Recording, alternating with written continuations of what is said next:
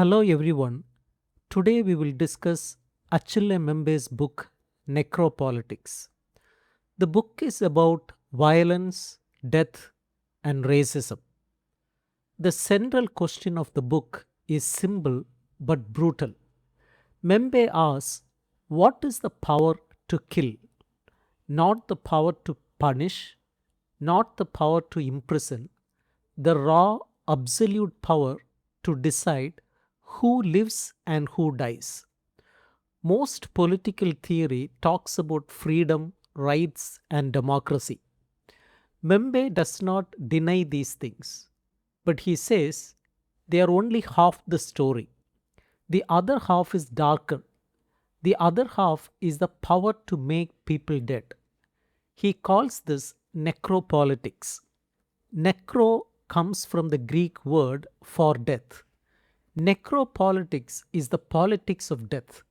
It is the way that power works by deciding which lives matter and which lives are disposable. Mbembe begins with a provocative claim. He says that modern democracy has always had two bodies. The first body is the solar body. This is the democracy we celebrate. It is the democracy of rights, freedom, and equality. It is the democracy of the Enlightenment. It is the democracy that claims to have overcome violence and brutality. The second body is the nocturnal body. This is the hidden democracy. It is the democracy of the colony, the plantation, and the slave ship. It is the democracy that produces death on a massive scale. These two bodies are not separate, they are twins. You cannot have one without the other. The history of modern democracy is a history with two phases and even two bodies, the solar on the one hand and the nocturnal body on the other hand. The major emblems of this nocturnal body are the colonial empire and the pro-slavery state, and more precisely the plantation and the penal colony. Most of us think of democracy as the opposite of slavery and colonialism. We think democracy defeated those evil systems. But Mbembe says the relationship is much closer. Democracy did not defeat slavery, democracy was built on slavery. Democracy did not defeat colonialism, democracy was built on colonialism. Let me give you an example. The United States was founded as a democracy. Its founding document says that all men are created equal. But at the same time, the United States was a slave-owning republic. Thomas Jefferson wrote the Declaration of Independence. He also owned over 600 slaves. This is not a contradiction, this is the structure. The solar body of democracy, equality, rights, and freedom could only exist because the nocturnal body, slavery, exploitation, and death existed somewhere else. The slaves were the other that made the self possible. Mbembe quotes Alexis de Tocqueville, the famous French observer of American democracy. Tocqueville wrote in 1848 about the condition of the black people in the United States. Even after slavery was abolished in the North, black people were still treated as non-citizens. They could vote in theory, but they risked their lives if they tried. They could sit on juries in theory, but prejudice pushed them away. They could go to the theater, but only if they sat apart. They could pray to the same God, but not at the same altar. Tocqueville concludes, when the Negro is no more, his bones are thrown aside, and the difference in conditions is found again, even in the equality of death. This is the nocturnal body of democracy. It is a part of democracy that produces separation, hierarchy, and death. And it is not accident, it is essential. The plantation and the colony were not just economic systems. They were laboratories of terror. They were places where new forms of violence were invented and tested. And these forms of violence later came back to Europe. Let us start with the plantation. The plantation was a machine for producing wealth. It used slave labor, but it was more than that. It was a world in which human beings were turned into things. In the context of plantation, the slave's humanity appears as the perfect figure of a shadow. The slave loses three things. First, the slave loses a home.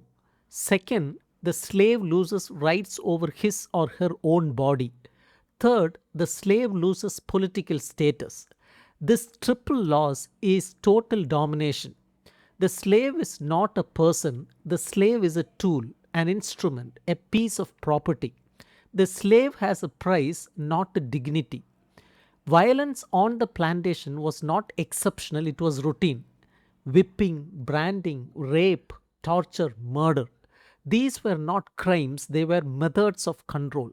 The overseer's job was to instill terror, and this terror was not hidden, it was public, it was a spectacle. Mbembe notes that lynching in the American South was a grotesque and exhibitionist form of racist cruelty. It took place in public sphere. It was a ritual of power. The purpose was to sow terror in the minds of the victims and to revive the lethal passions of white supremacy. Now let us turn to the colony. The colony was also a laboratory, but here the violence was directed at entire populations, not just individuals. Mbembe describes colonial warfare as borderless war outside of law. Colonial wars were not wars of self defense. No one had attacked Europe. The European powers invaded Africa, Asia, and the Americas to take land and resources. In these wars, there were no rules. The distinction between combatants and non combatants did not exist. Women, children, the elderly, all were targets. Villages were burned, crops were destroyed, people were rounded up into concentration camps. This happened long before the Nazis. Mbembe reminds us that the first concentration camps were not in Germany, they were in Cuba during the 10 Years' War, in the Philippines during the American occupation, and in South Africa during the Boer War. These camps were built by democratic powers. Spain, the United States, and Great Britain all used them. The purpose was to separate civilians from guerrilla fighters, but the result was mass death. People died of hunger, disease, and exposure. Children and women died in huge numbers. Colonial wars were asymmetrical wars from start to finish. The colonial armies lost very few soldiers. The indigenous populations lost hundreds of thousands. The ratio of deaths were grotesquely unequal. This is the origin of modern terrorism and counterterrorism. The methods were invented in the colonies, then they were brought back to Europe. The Holocaust did not come from nowhere, it came from a long history of colonial violence. Mbembe's next move is to challenge a core belief of modern societies, the belief that democracy is peaceful. The official story says that democratic societies have pacified violence. They have replaced the violence of bodies with the force of forms. They have civilized manners. They have created rituals that prevent disorder. Mbembe says this is a lie. The idea according to which life in a democracy is fundamentally peaceful, policed, and violence free does not stand up to the slightest scrutiny. The brutality of democracies has simply been swept under the carpet. From their origins, modern democracies have tolerated political violence, including legal forms of it. They have integrated brutality into their culture. Think about the United States again. For centuries, it was a pro slavery democracy. It also was a settler colonial democracy. It expanded across the continent by killing and displacing Native Americans. These were not accidents, they were policies.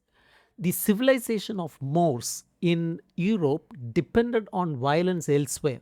The coffee, sugar, and spices that became everyday necessities were produced by slave labor. The wealth that funded art galleries and concert halls came from plantations. Enlightenment philosophers who wrote about freedom and rights often owned shares in slave trading companies. This is the deep connection. The peace at home was brought with war abroad. The comfort of the few was built on the suffering of the many. Mbembe quotes the historian Romain Bertrand. Bertrand says that the colonial state remained a state on a war footing. It was not a normal state. It was a state organized for violence, and that violence was not restrained by law. It was a colonial policy of terror. The methods included torching villages, executing civilians, torturing prisoners, and rounding up populations. This was not random, it was systematic. And here is the key point: this violence was not external to democracy, it was internal. The colony was not the opposite of democracy, it was democracy's double, its nocturnal phase. No democracy exists without its double, without its colony. Little matter the name and the structure. The colony is not external to democracy and is not necessarily located outside its walls. Democracy bears the colony within it. This is a very difficult idea, but it is central to the book.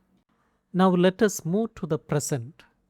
The hidden violence of democracy is no longer hidden, it is rising to the surface. We are living through the transformation of democracies into societies of enmity. What is a society of enmity? It is a society organized around the figure of the enemy. An enemy who is not just a competitor or a rival, an enemy who is an existential threat, an enemy whose death is necessary for our survival. Mbembe draws on the work of Carl Schmitt, a German political theorist who worked with the Nazis. Schmitt argued that the essence of politics is the distinction between friend and enemy. The enemy is not someone you dislike, the enemy is someone who can legitimately be killed. For most of the 20th century, liberal democracies tried to move beyond this logic. They tried to replace enmity with law, rights, and negotiation. But Mbembe says that after the Cold War and especially after 9/11, the logic of enmity has returned with a vengeance. The war and terror has become permanent. The enemy is everywhere and nowhere. The enemy has no face, no name, no fixed location. The enemy could be your neighbor. The enemy could be the person sitting next to you on the bus. This creates a state of permanent anxiety. And this anxiety is exploited by governments. They pass emergency laws, they suspend normal rights, they create black sites, secret prisons, and extrajudicial assassination programs. Under the conditions of late modern colonial occupation, surveillance is oriented both inwardly and outwardly, the eye acting as weapon and vice versa. He is writing about Palestine, but he could be writing about any number of places. The same technologies and techniques are spreading around the world: drones, biometric databases, facial recognition, predictive algorithms. These technologies are not neutral, they are tools of separation. They are designed to identify, track, and eliminate the enemy. One of the most striking concepts in the book is the desire for apartheid. Apartheid is usually associated with South Africa, but Mbembe argues that the desire to separate, to enclose, and to exclude is now a global phenomenon. Everywhere walls are going up: the wall between the United States and Mexico, the wall between Israel and the West Bank, the fences around Europe, the gated communities for the rich. The building of concrete walls and wire fences and other security barriers is in full swing. Alongside the walls, other security structures are emerging: checkpoints, enclosures, watchtowers, trenches, all manner of demarcations. The purpose of these structures is not just to keep people out, it is to create a world without sharing, a world where the us and the them never have to mix. Mbembe is particularly interested in the Israeli occupation of Palestine. He sees it as a laboratory for new forms of control: checkpoints that appear and disappear, roads that are for one group only, airspace that is divided into layers, a sky that belongs to the occupier, not the occupied. He calls this vertical sovereignty. The occupied are not just separated horizontally, they are also separated vertically. Some live on the ground, some live in the air, some live underground. The space is splintered into 1,000 pieces, and the violence is miniaturized. It is cellular and molecular. It is not the dramatic violence of the past, it is the everyday violence of permits, curfews, and demolitions. The Israeli project has turned occupied territories into a web of intricate internal borders and various isolated cells. Movement is impossible, life is militarized, the population is deprived of income, of hope, of a future. This is necropolitics in action, the slow, grinding production of death in life. Let me summarize what we have learned today. First, Mbembe argues that democracy has two bodies, a solar body of rights and freedom, and a nocturnal body of violence and death. These two bodies are inseparable. Second, the plantation and the colony were laboratories of terror. The methods of killing and controlling populations were invented there, tested there, and then brought back to Europe.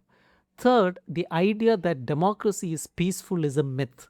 The peace of the West was built on the war of the colonies. The comfort of the few was paid for by the suffering of the many. Fourth, we are now living through the transformation of democracies into societies of enmity. The enemy is everywhere. The war and terror is permanent. Emergency powers are becoming normal. Fifth, the desire for apartheid, for separation, for walls, for exclusion is a global phenomenon. From the United States to Europe to Israel, we are building a world without sharing.